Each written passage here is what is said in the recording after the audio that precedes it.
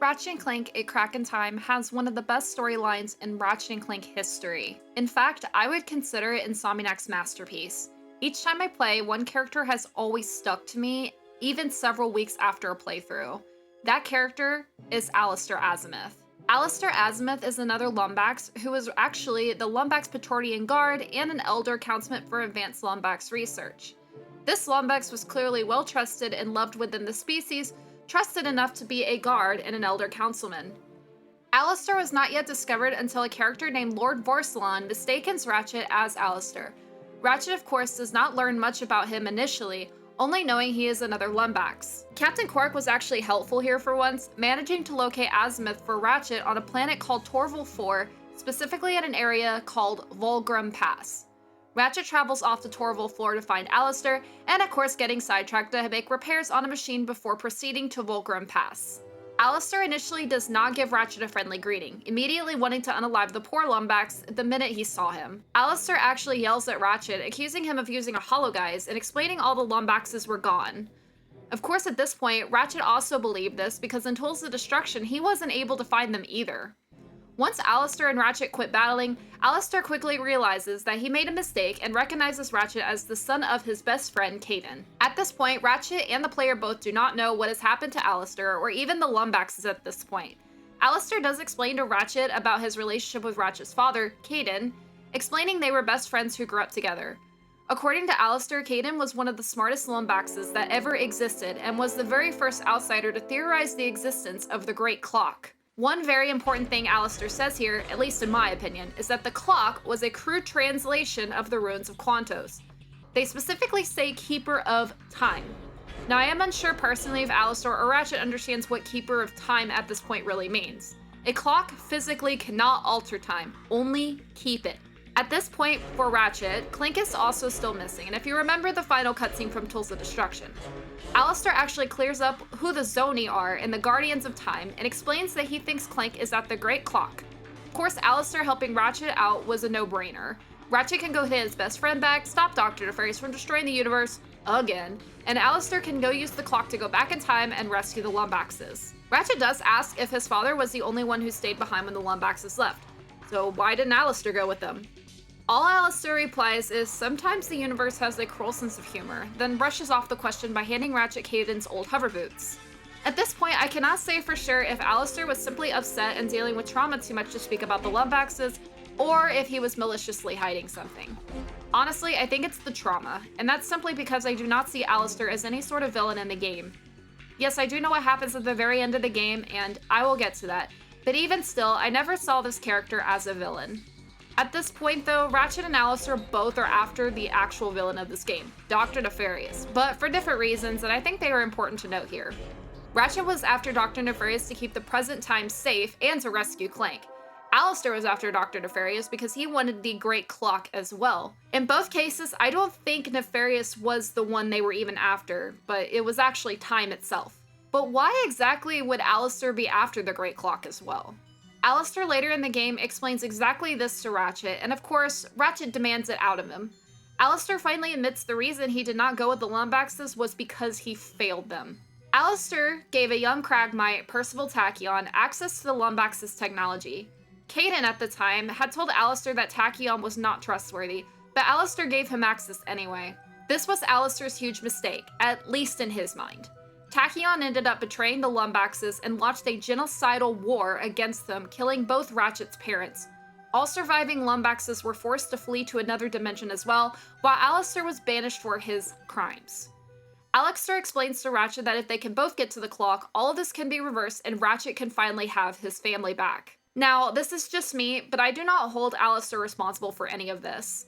Sure, he should have taken Kaidan's advice about Tachyon, but he never mentions about a ton of other Lombaxes coming forward against Tachyon at the time. Alister blames himself for the war, but in reality, Tachyon was the one that caused the war, not Alister. It's extremely clear that Alister harbors enormous guilt from this incident. If this was all malicious, I do not think he would be harboring so much guilt to the present day. I also think banishment is too harsh for him. However, one important thing to note is that he did break an oath to protect the Lombaxes. Even though Tachyon was raised by the Lombaxes, they did still keep him at arm's length with their technology. Despite Alister's better judgment, he allowed Tachyon to access this technology anyway, breaking his oath to protect. I do believe that there needs to be some responsibility on Alister for that, but not for the war. At the end of the day, Alister did not start the war. That was entirely Tachyon. Banishment, at least in my opinion, was harsh. Any sane person would break down these circumstances though, and Alister is no different here. All that is in Alister's mind at this point is to get to the clock and get back in time to change everything. Ratchet at this point just wants Clank back, and of course to stop Nefarious. But at this point, both were unaware how the clock was never meant to alter time. Ever. Alister does eventually mention to Ratchet how there is one catch going back in time, and that catch is that he will have never met Clank. I believe at this moment, Ratchet realizes who his real family is and starts to have conflicts with using the Great Clock the way Alister wants. Later on in the story, Ratchet is reunited with Clank, and Clank insists that the only thing that matters is keeping the clock safe. The reason Clank is mentioning this goes back to why the clock was even created. Clank's father, Orvis, had created the clock because he had given the Fongoids the gift of time travel. They of course took advantage of this gift and nearly caused the universe to be permanently destroyed due to all the time paradoxes.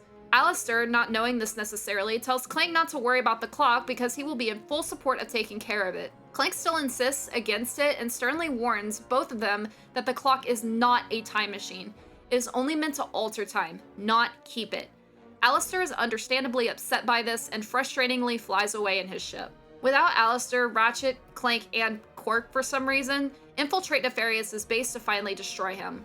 Little does Ratchet know, however, Nefarious is not going to be the last battle for him in this story. After the battle, Alister does come and rescue Ratchet from the space station after almost certain death and flies both him and Clank to the Great Clock for their final destination. After arriving at the clock, Clank says his final goodbye to Ratchet and explains the clock needs somebody to protect it. Ratchet understands but is heartbroken to let his friend leave. Alister does get very upset though, asking if this was it and what about the Lombaxes? Ratchet's response here definitely demonstrates his character's maturity over the years, and I think there is really nothing more for me to add. This cutscene is everything. They're not in danger, they've just moved on. And we'll find them. But the past stays where it is. Come on, pal. I'll walk you in. You were never a sidekick. You do know that, right? I always thought that you were the sidekick. Where are you going? This is your responsibility. You can't just walk away. The Lombaxes need us. Don't walk away from me! I said stop!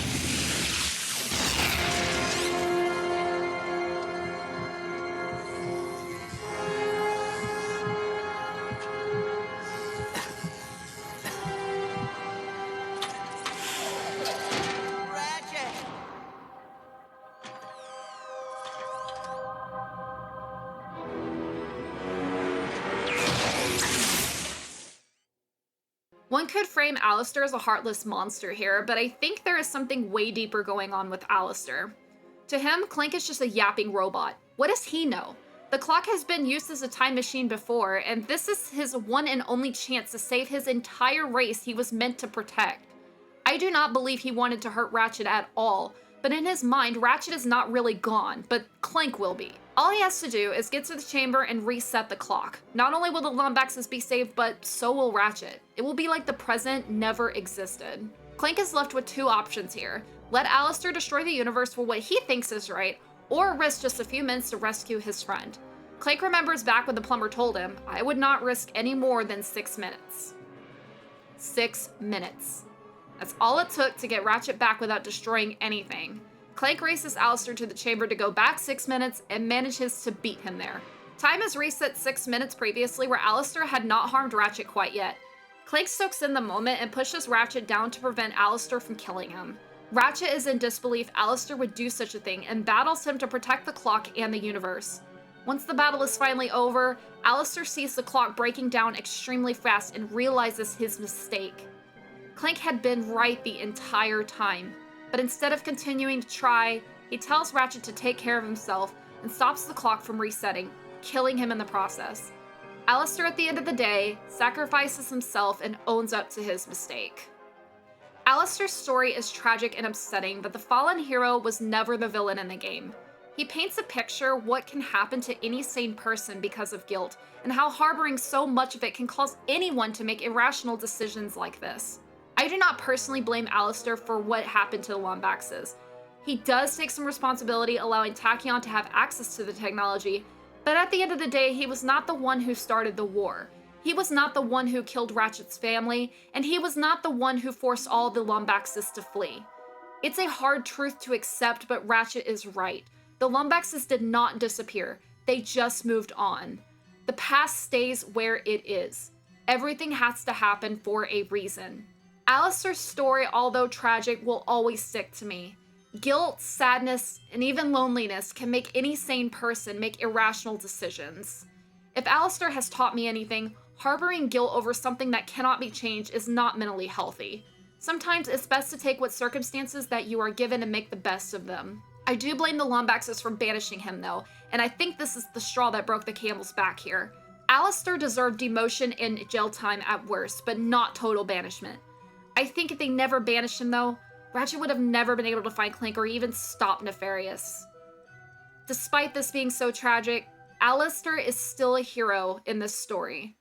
Just a fallen one.